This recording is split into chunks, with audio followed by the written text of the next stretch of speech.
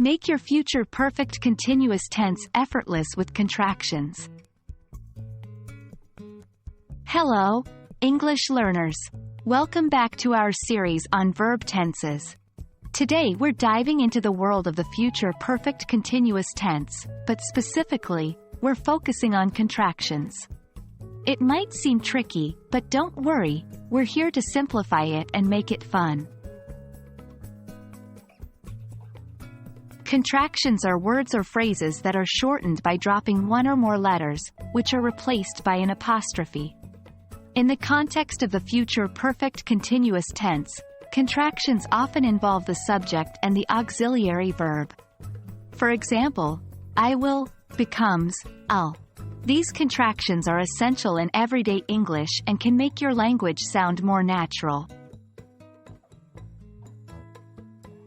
Now that we know what contractions are, let's look at some commonly used contractions in the future perfect continuous tense. 1. I will have been contracts to I'll have been. 2. You will have been contracts to you'll have been. 3. He will have been contracts to he'll have been. 4. She will have been contracts to she'll have been. 5. It will have been contracts to it'll have been. 6. We will have been contracts to will have been. 7. They will have been contracts to they'll have been. Let's put those contractions to use in some sentences. 1. I'll have been working here for 10 years next month. 2.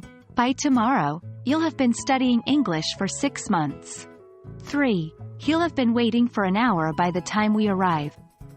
4. Next week, she'll have been living in Spain for a whole year. 5. It'll have been raining for 3 days straight if it doesn't stop tonight. 6. In December, we'll have been married for 25 years. 7. Next year, they'll have been running their business for 2 decades. And that wraps up our lesson on contractions in the future perfect continuous tense. Remember, practice makes perfect, and using these contractions will help your English sound more natural and fluent. Keep practicing, and you'll master it in no time. Until next time, happy learning!